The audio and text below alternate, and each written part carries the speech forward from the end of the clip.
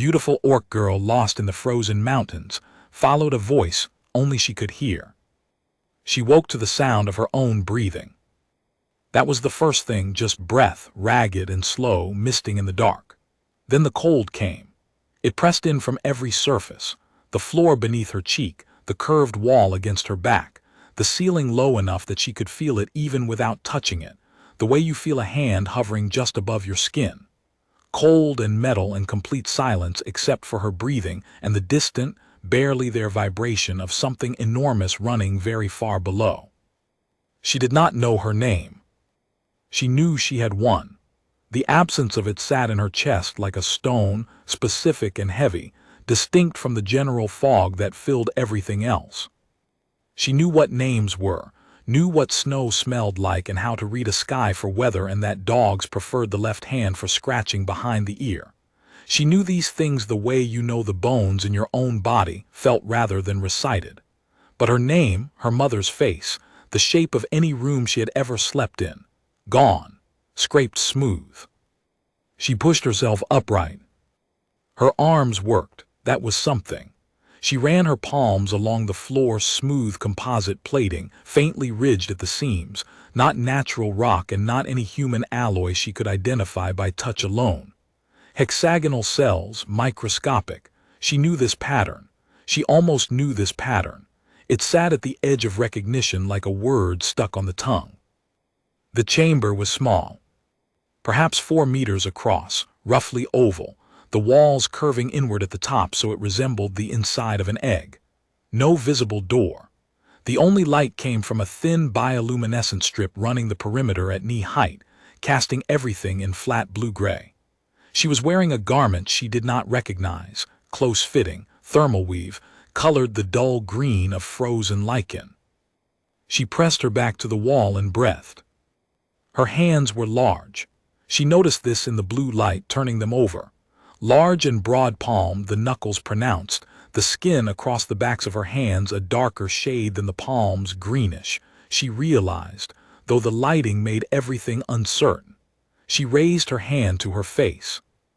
Her fingers found the ridge above her right eye, heavier than it should be, jutting forward in a slight shelf of bone. And then the lower jaw, wider than memory said it should be, and the faint points of her lower canines pressing up against the inside of her lip. She had always had those. She was sure of it, even without the memory to attach to the certainty. The teeth, the brow ridge, the green cast to the skin, these were hers. Not wrong, not new. She filed the observation away and kept moving her hands across the chamber walls. There was a seam, 1 meter wide, floor to ceiling, the hexagonal plating interrupted by a hairline gap that formed a rectangle. Not a handle, not a latch, just the geometry of a door waiting to be told it was a door. She pressed her palm flat against it and pushed.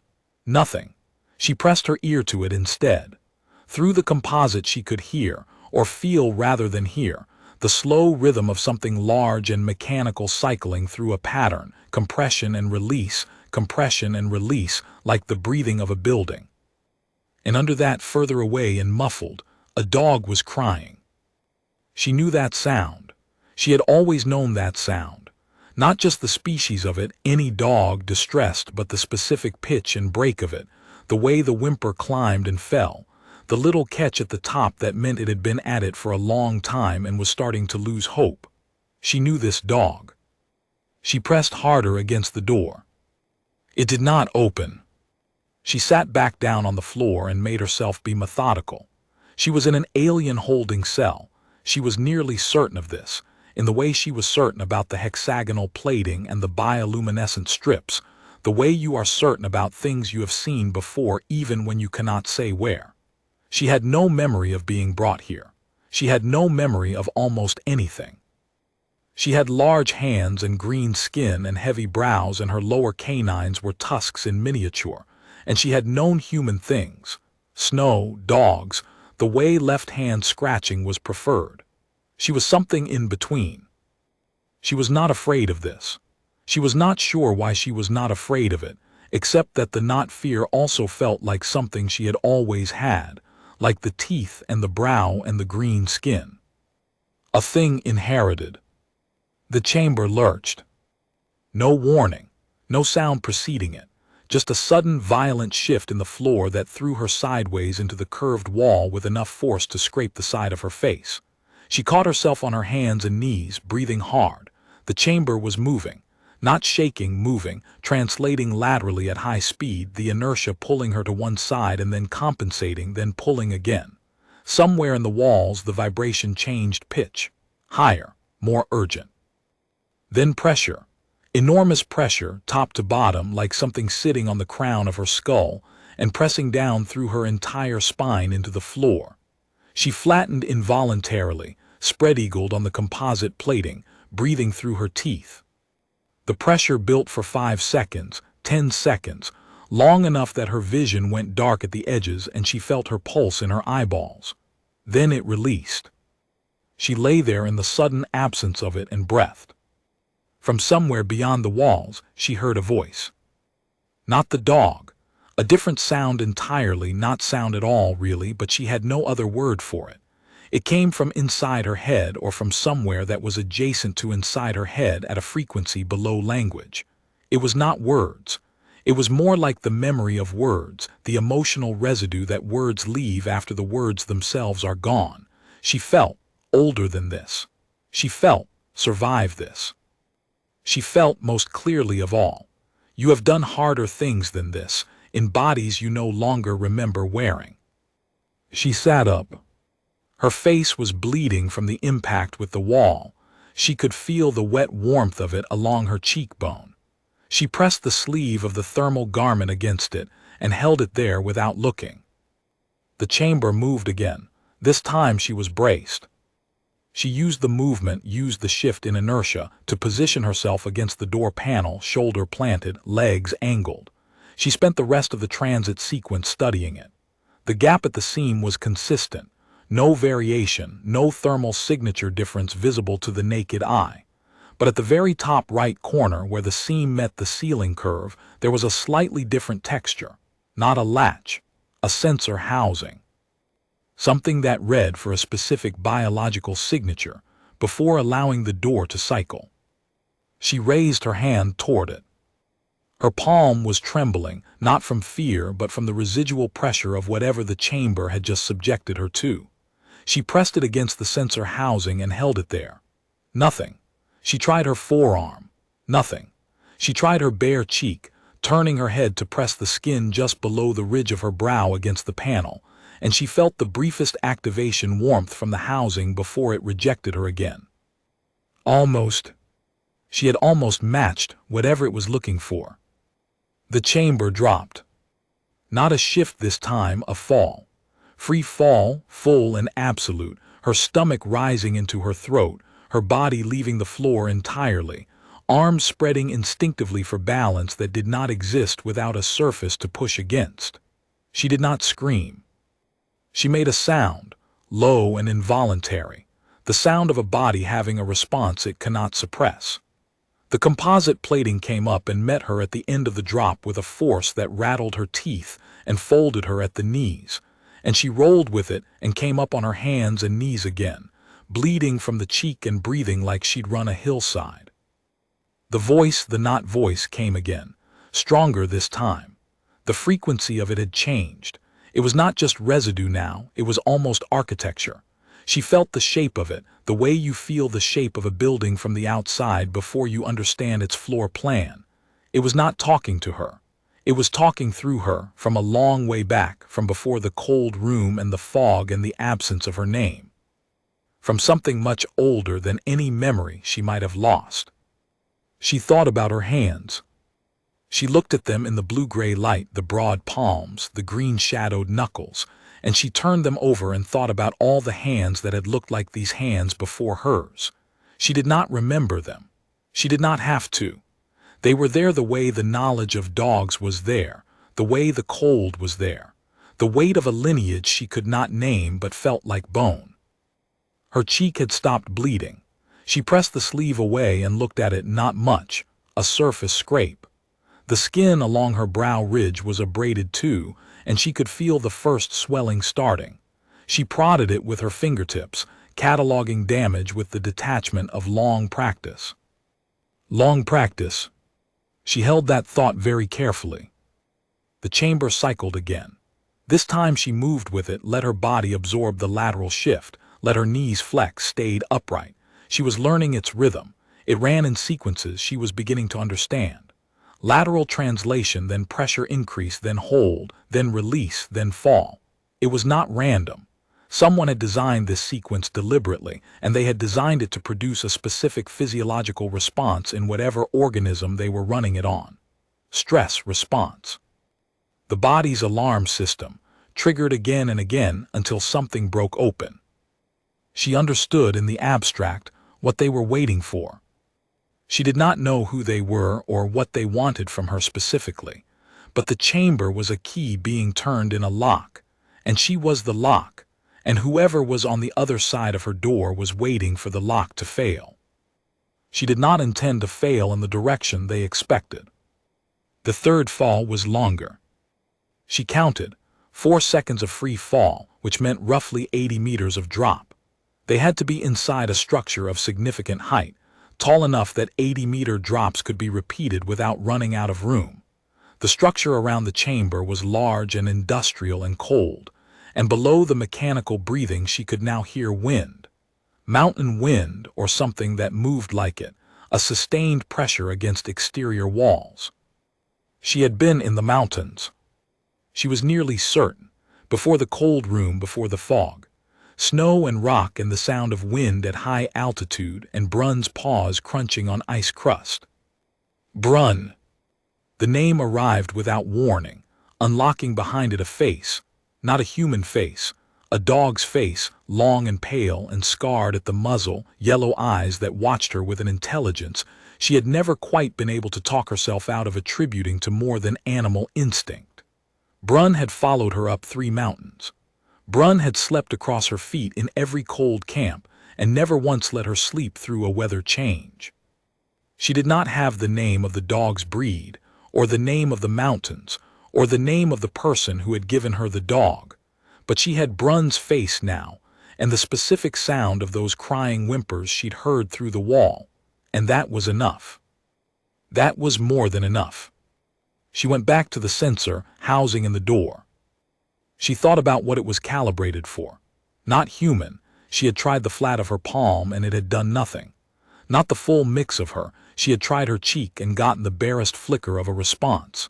Something in between. She thought about her brow ridge, the pronounced supraorbital shelf that was heavier than any fully human face she had ever encountered in whatever memories she'd had of human faces. She thought about the slight iridescence of the skin there, noticeable only in certain light. She had not chosen this face. She had not chosen the green tones or the tusks or the width of the jaw, but they were hers, and something in this door's sensor was calibrated for something adjacent to them, something that the builders of this place expected to find here, expected to be testing.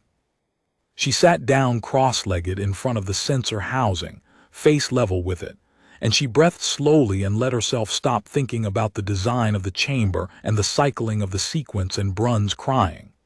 She let herself stop thinking about the voice she kept hearing, the not voice, the inherited frequency. She let her mind go quiet the way you let a disturbed pond go quiet, waiting for the surface to still. The chamber ran its sequence again. She sat through the lateral shift without moving. She sat through the pressure increase, breathing deliberately against it, expanding her lungs by force of will against the compression. She sat through the drop and did not brace and let her body rise and fall with it and came back down on her knees and put her face straight back up to the sensor housing without pausing. She felt the warmth from it. Not a rejection, a reading, a long, sustained biological scan of the skin above her brow, the ridge of bone, the faint iridescence in the skin there. She held herself absolutely still. The warmth built. The door did not open, but it did not reject her. She held position. She was not afraid. She was not calm exactly. Her pulse was elevated and her cheek was swelling and her legs were unsteady from the repeated drops, but fear was not the thing underneath any of that. The thing underneath was older and quieter. The thing underneath knew it had time, or was at least willing to behave as though it did. She had been thinking about it wrong. The door was not keyed to her biology. The door was keyed to the activation of her biology, to whatever the chamber sequence was supposed to produce. Not the face she was born with, but the face she was supposed to become under sufficient applied stress. The scales, the eyes. She did not know what her eyes did under stress. She had not seen her own face. But she remembered the not voice, remembered the quality of it, how it intensified when the chamber pushed her hardest, how the frequency of it seemed to rise in proportion with the pressure applied. She pressed her hand flat against the wall beside the sensor housing, and she thought about Brunn, trapped and crying and slowly losing hope. And she let herself feel that, actually feel it, not catalog it, not manage it, but feel the full specific shape of it. This animal she loved trapped in a place it didn't understand, in the cold, in the dark, alone. The not voice rose. She felt it move through her the way sound moves through water, not from outside in, but everywhere at once, from the center outward. The skin along her brow ridge heated. Not burned, heated, as though something beneath it was waking up and moving for the first time in a long time, slow and enormous and not particularly interested in her fear. The sensor housing lit. Green, a thin line of it, running the length of the door seemed from floor to ceiling, and then the door moved, not sliding, not swinging, but retracting into itself in a spiral pattern, the composite plating folding back into the wall, leaving an opening 2 meters high and nearly 1 meter wide. Cold air poured in. The real cold, not the managed chill of the chamber, but the deep bone cold of altitude, carrying with it the smell of ice and metal, and something sharper underneath, chemical, industrial, the cold weather exhaust of machinery running at scale. She stood in the doorway for 3 seconds and assessed. The corridor outside the chamber was wide enough for 4 people abreast, the ceiling vaulted and ribbed like the inside of a ship's hull, lit by the same bioluminescent strip lighting as the chamber, but here running in 3 parallel lines along the ceiling instead of 1 along the floor. The composite plating extended throughout, the same hexagonal pattern, the same faint iridescence. Doors lined both sides of the corridor. Some were open, the chambers behind them were empty. Some were closed. No guards, no personnel visible in either direction. She turned left, because the sound of Brunn was louder to the left. The corridor curved. She moved along it with her back near to the wall, not pressed against it, just near enough that she could duck into the shadow of a doorframe if something came toward her. Nothing came toward her. The corridor was entirely deserted, which was strange in a way. She filed away but did not stop to examine. Large facilities had personnel. Someone had designed this chamber system, and someone monitored it, and someone had put her here. The corridor ended in a junction, 4 directions. She paused at the center of it and listened. From the leftmost branch, the mechanical breathing much closer now. From the branch directly ahead, the wind, muted but present, suggesting proximity to an exterior wall. From the rightmost branch, nothing. From the branch behind her, the way she'd come, still nothing. She almost went left. The breathing of the machinery pulled at her like the specific gravity of a large object. But Brunn's crying had stopped, and stopped meant either something had changed or she had walked far enough that distance was suppressing it. She went ahead toward the wind. The branch ahead was shorter than the corridor she'd come from. It ended in a large space, not a chamber, a room roughly rectangular, perhaps 30 meters across, the ceiling rising here to 4 times her height.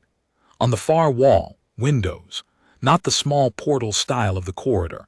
These were broad and panoramic, built into the exterior wall at head height and running the length of the room. Through them she could see the outside.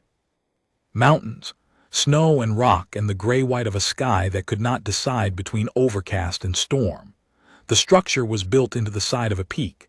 She could see the mountain's own face to the left through the windows, the raw vertical cliff face of it close enough that she could see individual striations in the rock. Far below, at the base of the cliff, a white expanse that she knew was a glacial valley, half lost in low cloud. They were very high. The room itself was occupied, not by personnel, by technology. Banks of instrumentation lined 3 of the walls, dark now, dormant, the screens reflecting the gray light from the windows.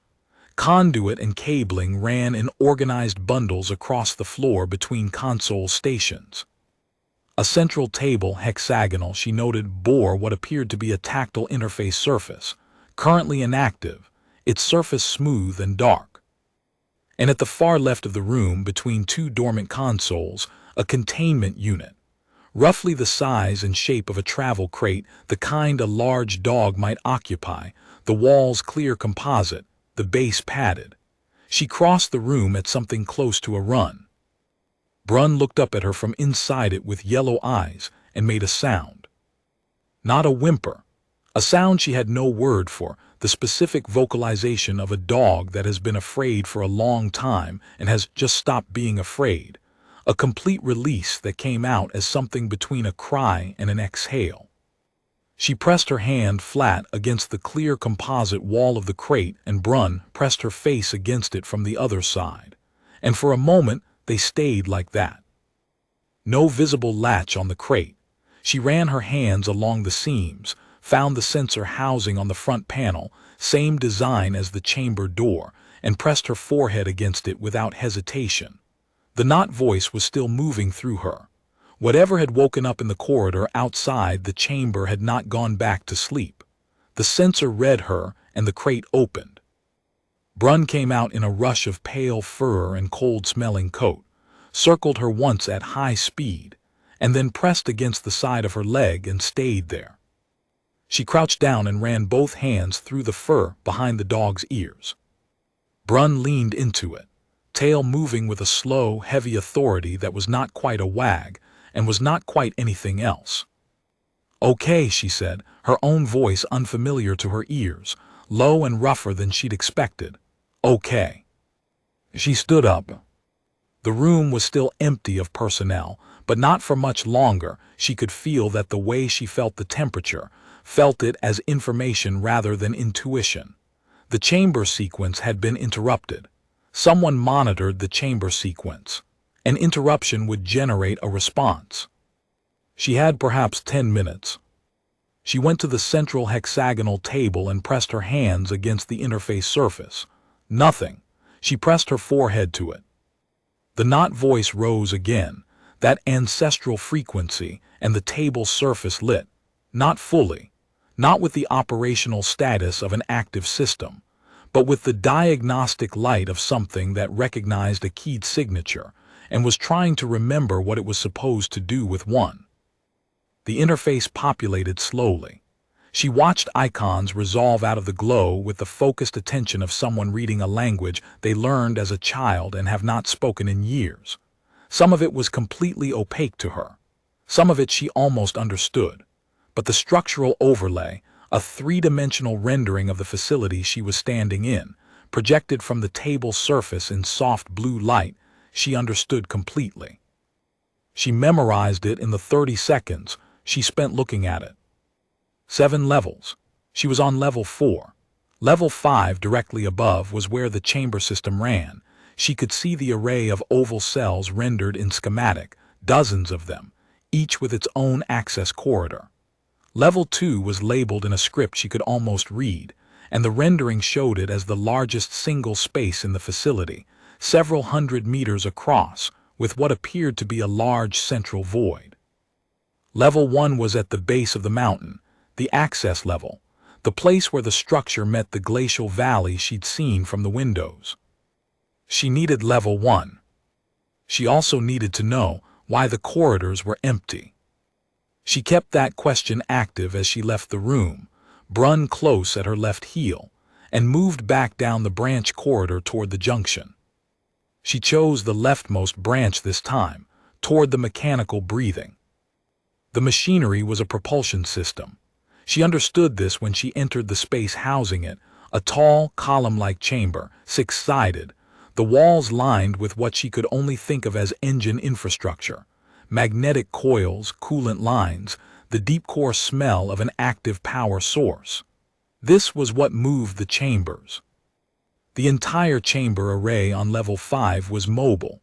The lateral translation, the vertical drops, the pressure changes, all produced by this system running its occupants through a calculated stress protocol. But the system was running at reduced capacity. She could tell from the cycling pattern, not wrong, not damaged, but throttled, like something operating at a fraction of its intended load. Most of the cells were empty, only one had been occupied. Hers. She stood in the doorway of the propulsion chamber and felt the shape of what this meant settle into place.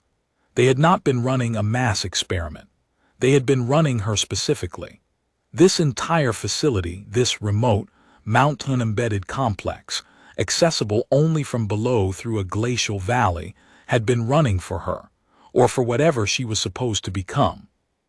The not voice said something that was not words, that she translated as, "They have been waiting a long time."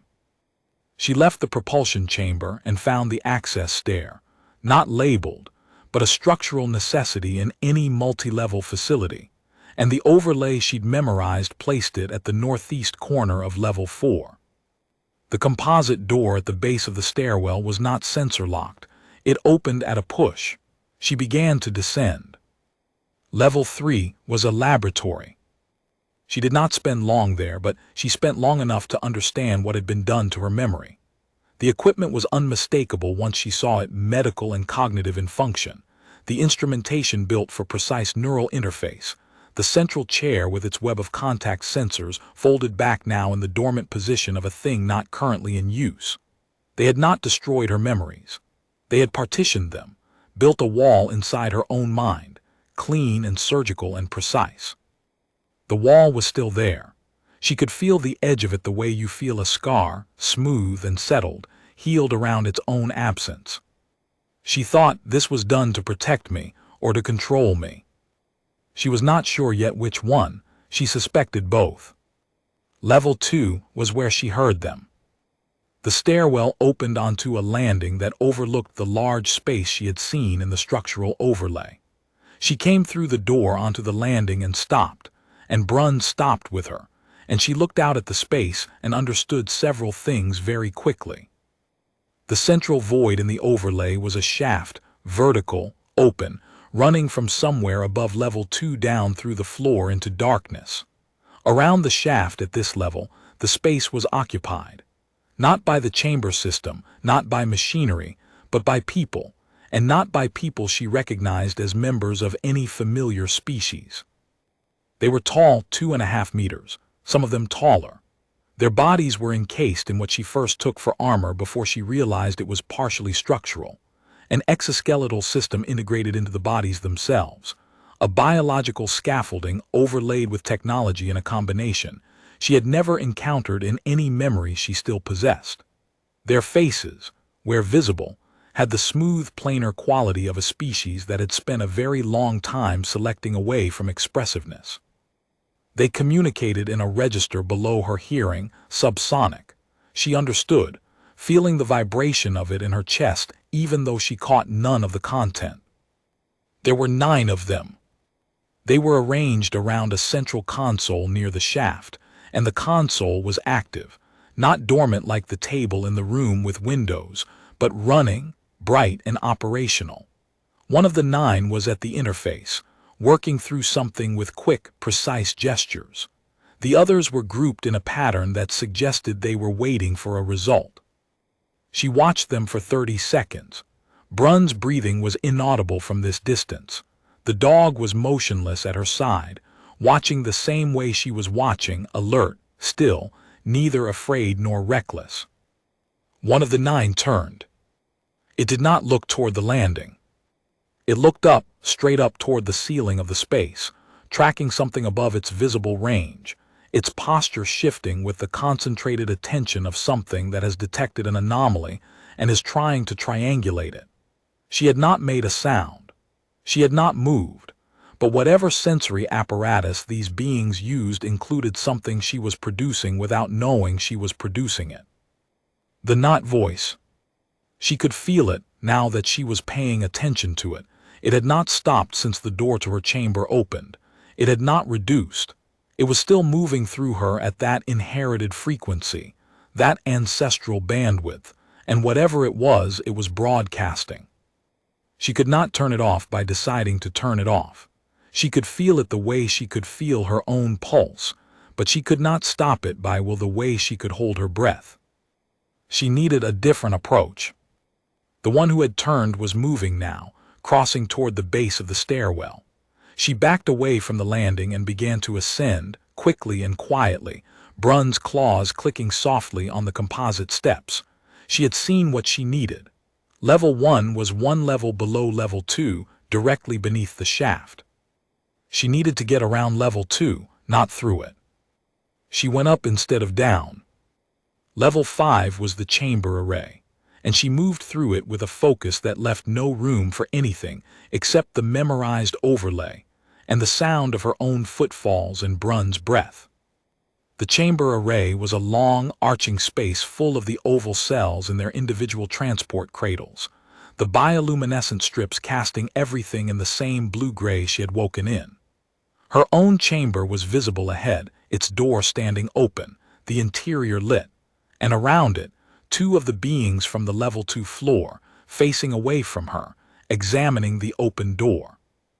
She altered direction without breaking pace.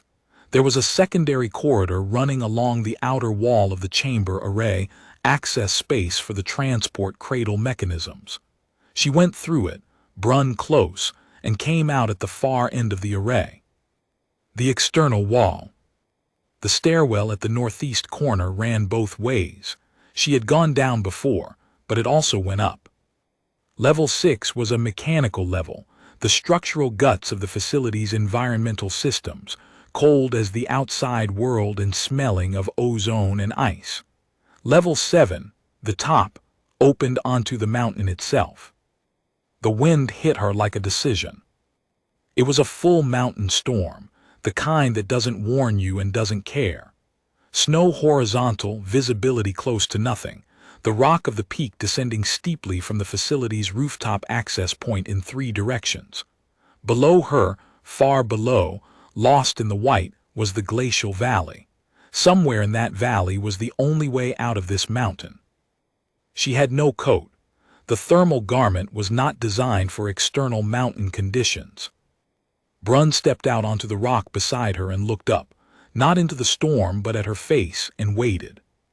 She put her hand on the dog's back and felt the thick double coat, the cold-adapted undercoat, the calm warmth radiating up through her palm, and she thought, "You have done harder things than this." She was not sure she believed it, but the not voice believed it, and the not voice had been running in her since before she could remember, longer than any memory she had lost or kept. It was older than this body. It was older than this mountain. It was the compiled weight of every human hand and half-human hand that had pressed itself against an impossible surface and pushed. And she carried all of it in the bone above her eyes and the green of her skin, and the tusks that were miniature and the palms that were broad. And she was cold, but she was not stopping. She stepped out onto the rock. The descent was brutal and exact. She had no tools, no rope, no hardware. She had her hands and her feet and a dog who knew how to move on mountain surfaces better than she currently did.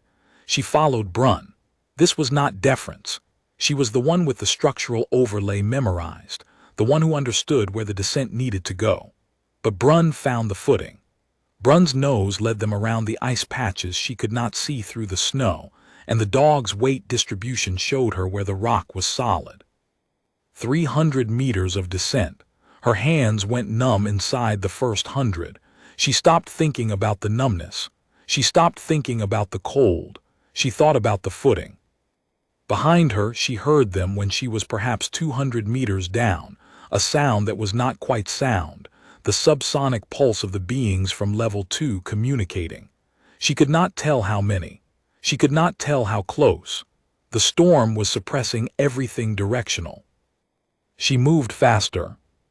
At the point where the cliff face changed character, the steep upper section giving way to a lower angle ramp of glacial debris, she lost her footing.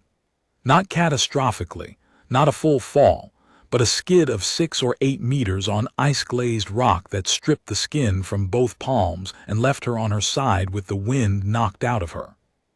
She lay there for the 2 seconds it took her breathing to restart, and Brun was there immediately, nose against the side of her face, warm breath against her cold cheek. She got up.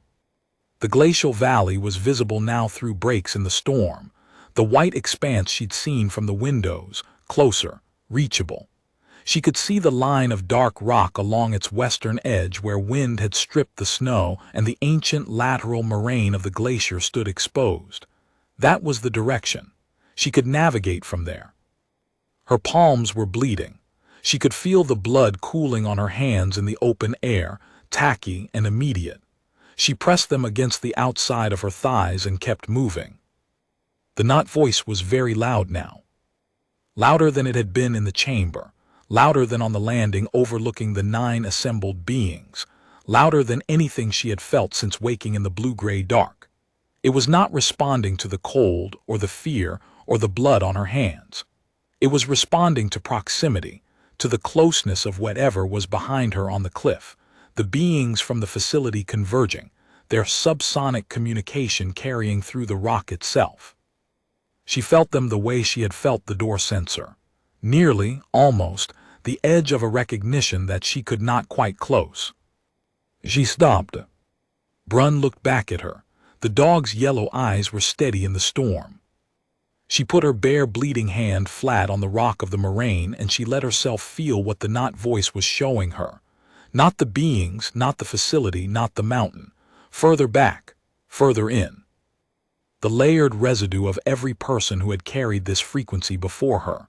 Not names, not faces, but the specific quality of their will, the grain of it, the particular texture of human refusal that did not distinguish between full human and half or quarter or any fraction, because the biology was a vessel, and what filled the vessel was not a species but a practice, a thing that had to be chosen and rechosen in every body that carried it.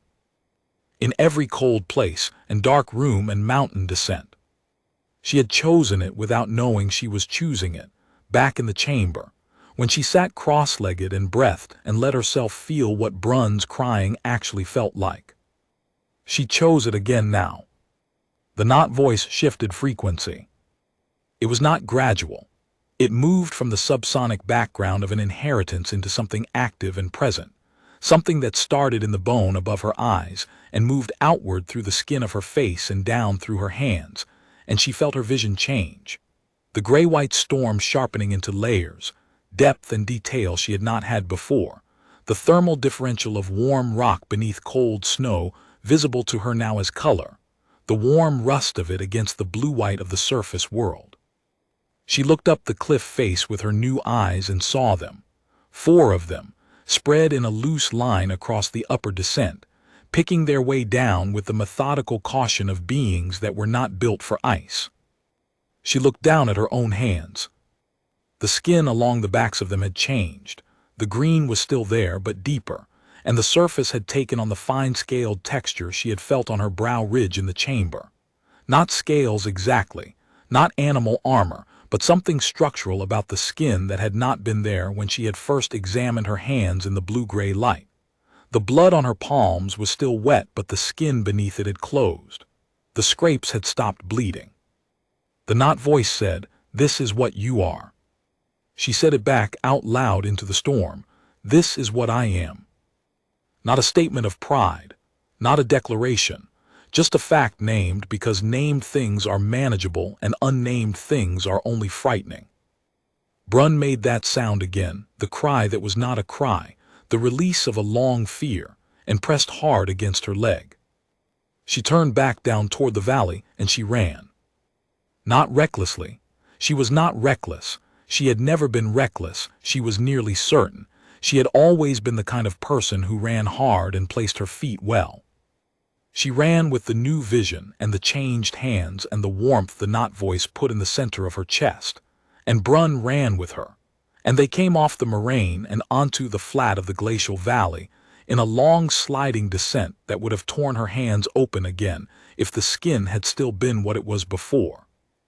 The valley ran east and west. She went west because the wind was from the east and anything trying to follow her would be running into it. She ran until the storm thickened behind her enough that she could no longer distinguish shapes in it, and then she ran longer, and then she slowed to a walk when the burning in her legs became something that would cause a fall if she didn't manage it. She walked for a long time. The valley descended. The air pressure increased fractionally as altitude dropped. Snow became mixed precipitation, became cold rain. The glacial white of the valley floor gave way to the gray of exposed rock, and then to something that was almost vegetation, lichen and the low flat ground cover of high mountain tundra, beaten down by wind but present, alive, persisting. She stopped when she heard water. A stream running over rock not far ahead, audible over the wind. She went to it and crouched at the bank and put both hands in. Her hands were still changed, the fine-scaled texture of the skin visible even in the gray rain light, and the cold water did not feel the way cold water had felt when she woke in the chamber. It felt like information. Temperature and flow rate and the mineral composition of the rock bed, available to her through the surface of her hands like a text she could read. She drank, she let Brun drink. She sat back on the bank of the stream and looked at her hands and breathed. She still did not know her name. She knew she was part orc and she was part human, and whatever the facility on the mountain had been trying to unlock, it had succeeded in a way that she was fairly certain was not what they intended. She knew Brun was alive and with her, and the dog's coat was wet, but the dog was not cold. She knew the four beings she had seen on the cliff face had not been gaining on her when she'd last looked, and the valley had offered her enough cover and distance that pursuit was currently not her most urgent problem. She knew somewhere below this valley there would be something, a road, a settlement, a marker of human or human-adjacent presence. She had been somewhere before the mountain. The wall in her mind still stood, the surgical partition between who she was and the memories behind it, but it stood on a foundation that she could feel. People had known where she was, had known who she was, had known what she was, and had built a facility in a remote mountain to try to mine it from her body under controlled conditions. There were people who wanted her found and people who wanted her contained, and she was not, in this moment, in a position to distinguish between them.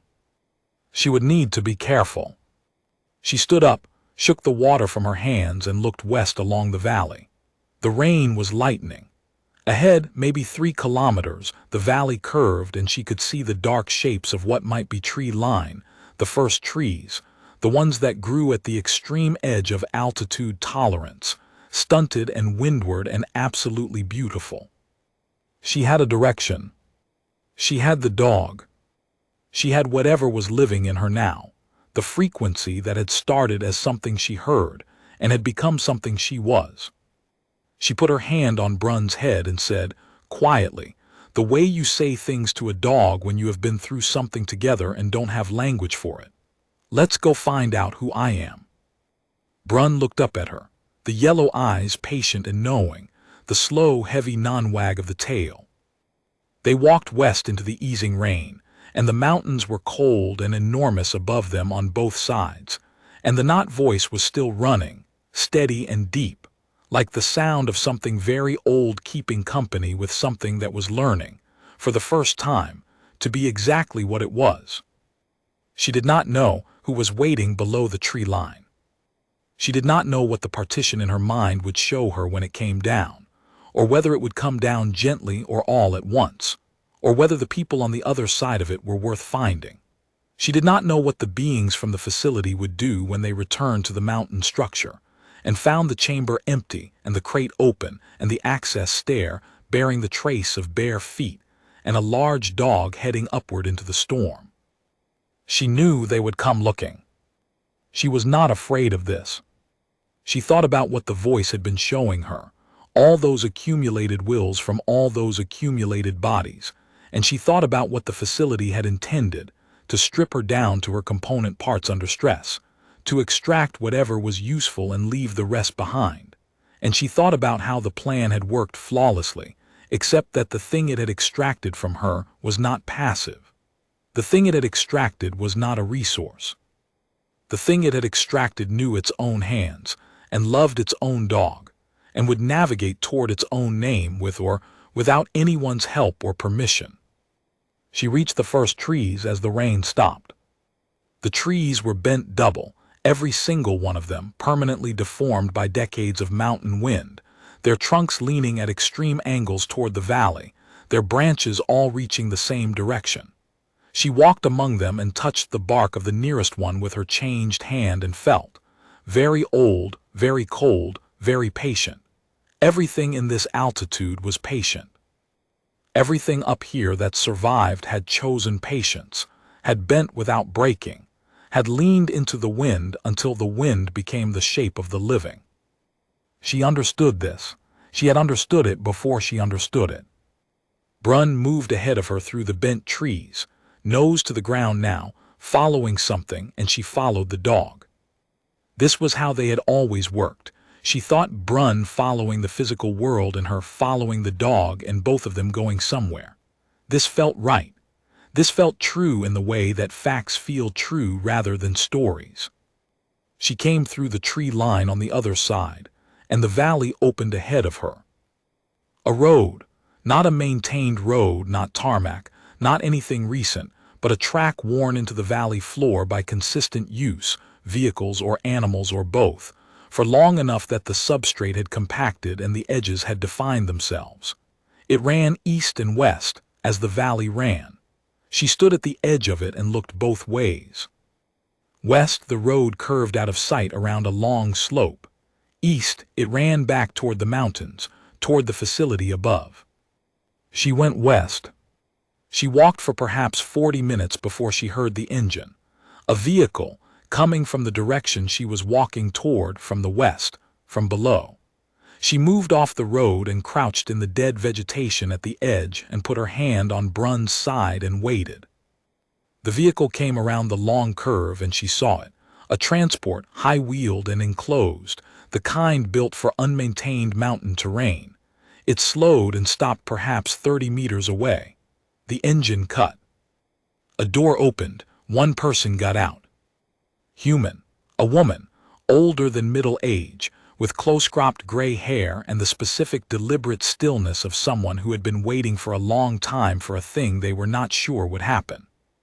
She stood beside the vehicle and looked directly at the scrub where she was crouching and said, in a language she understood, in a voice that was careful and clear, "My name is Barbara. I have been looking for you for a very long time. There is no pressure. You don't have to trust me. But it's cold and I have food and I know where you were taken from." She stayed still. Brunn stayed still beside her. The woman called Barbara did not move toward them. She stood beside the vehicle and waited, and the patience of it, the quality of it, the same patience as the bent trees, the same patience as the stone of the valley, was the thing that moved her more than anything else, more than the language or the food or the claim of knowledge. She came out of the scrub.